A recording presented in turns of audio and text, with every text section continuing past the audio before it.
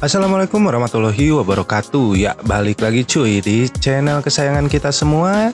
Ya, Capruk ya. Oke. Kali ini Mamang akan kembali merangkum alur cerita film dari film Tetembakan. Yaps, Black Hawk Down. Film yang dulu paling keren waktu zaman Mamang masih SD ini berhasil memenangkan 2 Oscar di kategori Best Editing, Sound, Sinematografi, dan Sutradara. Film yang dirilis pada tahun 2001 ini berlatar perang di daerah Somalia di mana pemerannya banyak aktor papan atas yang mukanya nggak jauh beda sama Mamang. Seperti Josh Hartnett, Eric Bana, Tom Hardy, Orlando Bloom, Nicholas Coster-Waldau, dan masih banyak lagi yang lainnya. Meskipun udah 20 tahun lamanya, saat ini film ini pun masih banyak digandrungi atau ditampilkan di layar kaca negara kita tercinta dan masih lebih baik ketimbang nonton film yang judulnya Jenazah Mandor Kejam Mati Kena Coran dan Kesamber Meteor. Oke kuilah, langsung aja kita masuk ke rangkum alur filmnya boy.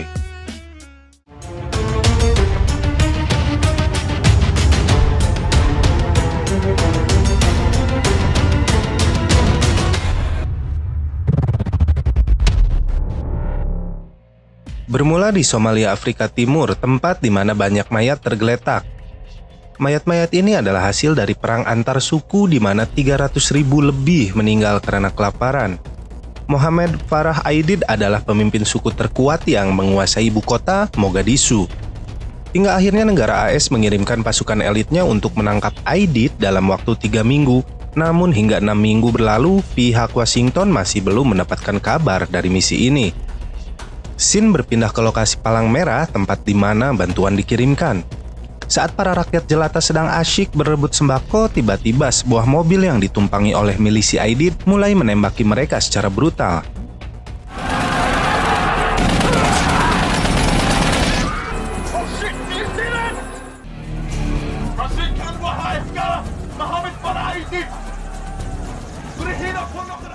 Tentara PBB yang melihat kejadian ini pun tak bisa ikut campur dikarenakan di luar wilayah yurisdiksi PBB. Berpindah ke sebuah pasar yang bernama Bakara di Mogadishu, di mana wilayah ini adalah kekuasaan dari milisi Aidid. Berbeda dengan pasar di Indonesia, di mana kebanyakan pedagang berjualan sembako. Di sini kebanyakan dari mereka menjajakan senjata berat seperti AK-47, AKM, UMP, hingga sejenis RPG. Pelornya kakak, bedil juga ada kak. Tibalah sebuah iring-iringan mobil yang bersenjata lengkap dan menjemput pria bernama Ato atau Dalang kayaknya ya. Pria ini adalah pedagang senjata yang menjual senjata dan membiayai para milisi Aidid. Ia pun ditangkap dan diinterogasi oleh seorang jenderal bernama Garrison. Terlihat di markas besar AS di Bandara Mogadishu, beberapa orang bersenjata lengkap mulai menaiki sebuah helikopter yang bernama Black Hawk.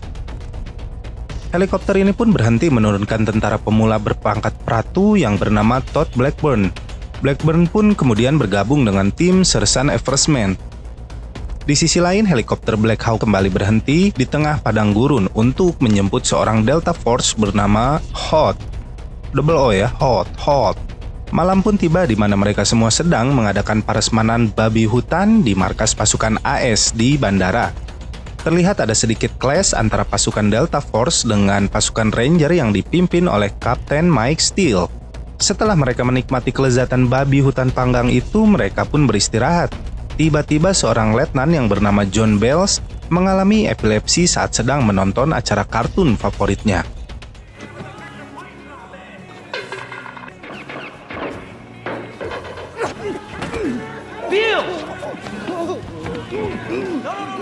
Sersan Eversman pun ditugaskan oleh Kapten Steele untuk menggantikannya dalam memimpin regu. Misi pun berlanjut dengan rapat sebuah misi yang dipimpin oleh Jenderal Garrison di mana membahas tentang misi penangkapan 2 pejabat kelas 1 dari milisi Aidid. Omar Salad yang berperan sebagai penasihat politik utama Aidid dan Abdi Hasan Awale yang berperan sebagai Menteri Dalam Negeri. Dalam misi kali ini diperkirakan waktu yang dibutuhkan hanya 30 menit dengan melibatkan 4 tim. Tim Delta Force, tim Ranger pengamanan, tim Ranger penjemputan, dan tim support udara oleh Black Hawk dan Little Bird dengan kode misi Irene.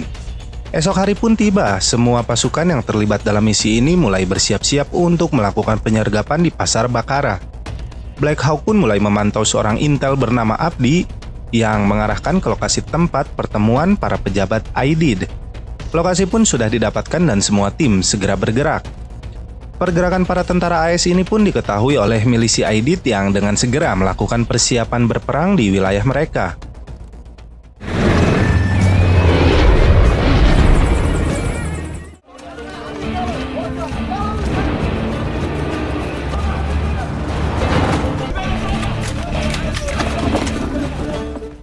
Para milisi mulai membakar ban sebagai tanda bahwa tentara AS mendekati wilayah mereka. Little Bird yang membawa tim Delta Force pun segera mendarat dan dengan cepat Delta Force langsung menyerang lokasi yang ditandai oleh intel tadi. Disusul Black Hawk yang menurunkan tim Ranger pengamanan untuk mengamankan lokasi tersebut dari musuh yang berada di luar. Tak berselang lama milisi pun tiba di sana dan mulai menembaki mereka. Blackburn yang sedang turun dari helikopter terjatuh saat helikopter menghindar dari RPG yang ditembakkan oleh para milisi. Blackburn pun mengalami cedera dan Sersan Eversman segera meminta bantuan kepada Kapten Steel, namun tidak dihiraukannya. Sersan Eversman pun berinisiatif membawa Blackburn ke tim Ranger penjemput yang mengendarai Humvee. Target pun ditangkap dan segera dievakuasi ke dalam rombongan Letkol Mike Knight. Di perjalanan, konvoi Humvee 1 ini ditembaki para milisi, hingga Sersan Pila terkena tembakan tepat di lehernya. Hot yang berada di Humvee tersebut segera menggantikan posisi Pila dan menembaki para milisi dengan senapan mesin. Salah satu helikopter Black Hawk pun tertembak di bagian ekor oleh RPG para milisi yang menyebabkannya terjatuh. Dan inilah awal mula ide tercetusnya film Black Hawk Down. Sersan Eversman bersama timnya kini ditugaskan untuk mengamankan lokasi tempat Black Hawk terjatuh. Ia membawa Galentine, Smith, dan yang lainnya bersamanya dan menugaskan Tombly dan Nelson untuk tetap di sana menjalankan misi utama mereka. Di tengah perjalanan mereka ditembaki oleh para milisi dengan senapan mesin dan RPG.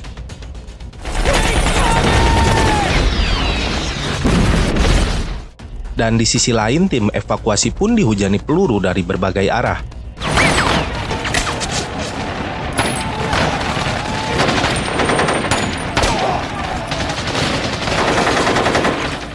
Hingga konvoi Humvee 2 yang ditumpangi Letkol Mike Knight pun berangkat dan nampaknya mereka lupa akan Tombly dan Nelson yang sedang mengamankan lokasi tersebut.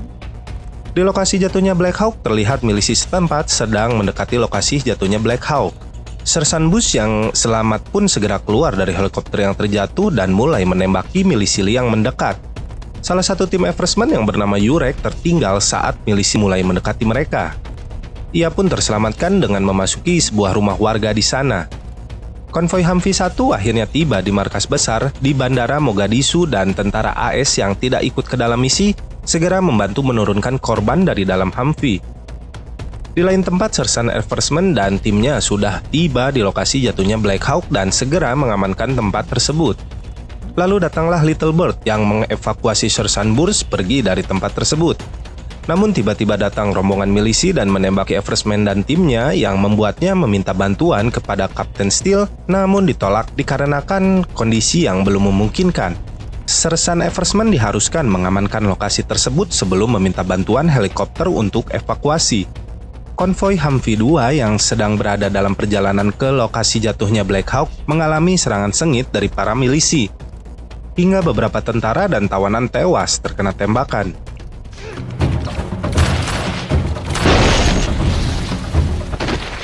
Kembali kedua Upin Ipin, Tombly dan Nelson yang sempat tertinggal pun akhirnya menyadari bahwa rombongan konvoi tidak akan kembali dan bergegas menyusulnya ke lokasi jatuhnya Black Hawk. Namun Tombly yang menembakkan senjatanya di dekat telinga Nelson membuatnya menjadi tidak bisa mendengar alias budeg. Budeg ya, congean lah. Black Hawk lainnya kini menurunkan Wilkinson dan rekannya dari tim Delta di lokasi jatuhnya Black Hawk pertama dan kembali terjatuh akibat terkena tembakan RPG dari milisi di sana.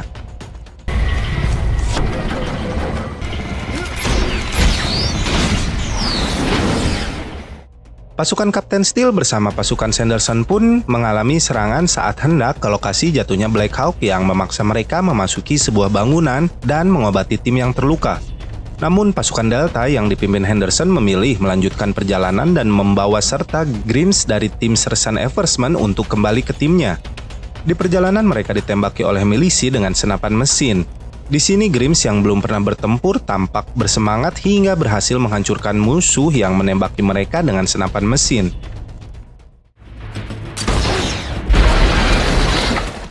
Di markas utama, tim sedang disiapkan untuk menuju lokasi jatuhnya Black Hawk.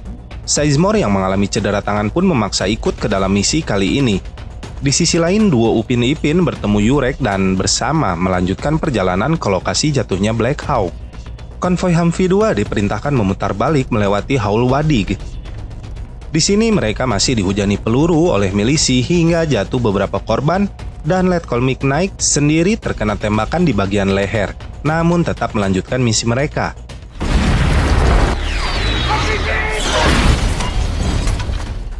Dikarenakan korban di timnya sudah terlalu banyak, akhirnya konvoi Humvee 2 ini pun kembali ke markas utama. Di lokasi jatuhnya Black Hawk kedua, tim Ranger Sughart dan Gordon datang untuk mengamankan lokasi tersebut sambil menunggu tim lainnya datang. Mereka segera memindahkan Michael Duran, sang pilot yang selamat, lalu mengamankan lokasi tersebut. Namun sayang, Sughart dan Gordon harus tewas di sini dikarenakan jumlah milisi yang menyerang mencapai ratusan. Sedangkan Duran selamat dan dijadikan tawanan oleh milisi Aidid.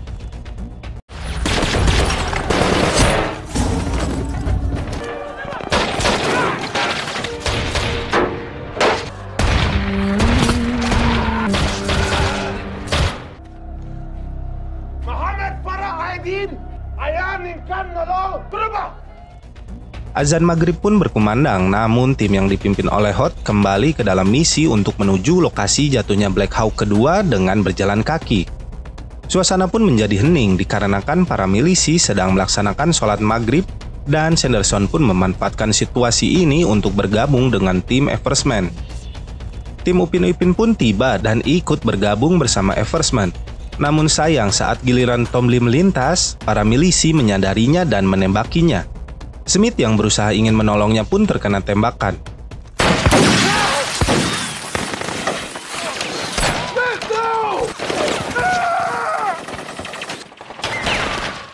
Kembali Eversman meminta evakuasi medis, namun ditolak markas pusat dikarenakan tidak ingin kehilangan helikopter lainnya. Smith pun terpaksa dioperasi di lokasi ini, namun dikarenakan alat yang tidak memadai, akhirnya Smith tewas. Hot dan timnya sudah tiba di lokasi jatuhnya Black Hawk kedua dan mengamankan lokasi tersebut dengan meledakkan helikopter. Di malam hari, milisi Aidid mulai menyerang kembali lokasi di mana Eversman dan tim yang lainnya berada. Mereka terselamatkan oleh Hot dan timnya yang tiba di sana tepat pada waktunya.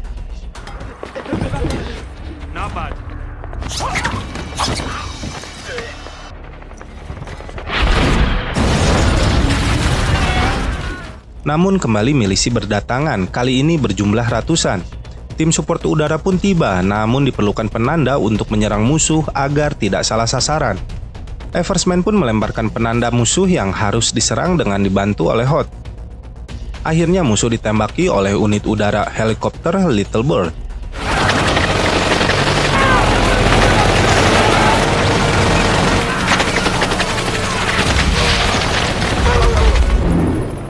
Di sisi lain, Jenderal Garrison ternyata meminta bantuan pasukan dari Pakistan. Jenderal Pakistan pun memberikannya bantuan untuk mengevakuasi pasukannya di Somalia. Konvoi tim penyelamat dari Pakistan bersama Letkol McKnight akhirnya tiba di tempat Kapten Steel dan timnya. Mereka pun segera mengevakuasi tim yang terluka dan pergi dari sana. Konvoi ini pun lalu menjemput Sersan Eversman dan timnya untuk dievakuasi dan melanjutkan ke lokasi jatuhnya Black Hawk yang pertama. You guys needed a lift. Yes, sir.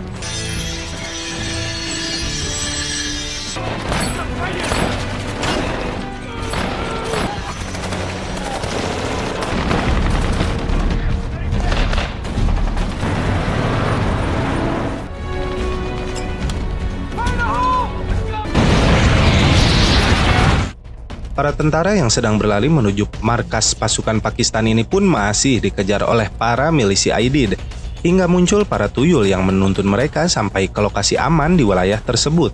Bagaikan pahlawan, mereka disoraki oleh para penduduk di wilayah tersebut.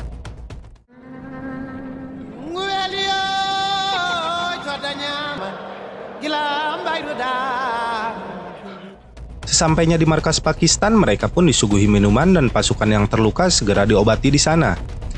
Terlihat Hod sedang menikmati santap sahurnya sambil mempersiapkan senjata. Hod ternyata ingin kembali ke medan perang untuk menyelamatkan rekannya yang masih ada di sana, termasuk Duran, pilot dari Black Hawk yang ditawan milisi Somalia. Selama misi tersebut, 1.000 milisi dan 19 prajurit AS tewas. Sersan Gordon dan Sughart dianugerahi medali kehormatan Anumerta dikarenakan keberanian mereka untuk menyelamatkan rekannya tanpa perintah. Michael Duran yang ditawan pun dibebaskan setelah ditawan selama 11 hari oleh milisi Somalia. 2 minggu kemudian, Presiden Clinton menarik pasukan elitnya dari Somalia dan pada 2 Agustus 1996, pemimpin milisi yang bernama Mohammed Farah Aidid tewas terbunuh di Mogadishu. Akhir film ini sebenarnya kurang greget sih, tapi dari overall ceritanya mantep lah. Pesan moral yang bisa kita petik dari film ini adalah kesetiakawanan tanpa memandang harta, tahta, dan wanita milik teman kita. Namun ada pesan negatifnya juga kalau kata Mamang, yakni jangan ikut campur urusan orang lain, negara lain, atau bahkan makhluk lain kalau tidak mau kena batunya. Dan pesan terpenting film ini, kalau ada teman, kerabat, atau pasangan kalian bilang ke kalian, semua akan baik-baik saja. Nah, itu artinya kalian sedang di ujung tanduk, kawan. Oke, sekian. Wassalamualaikum warahmatullahi wabarakatuh. Salam Capruk Mania.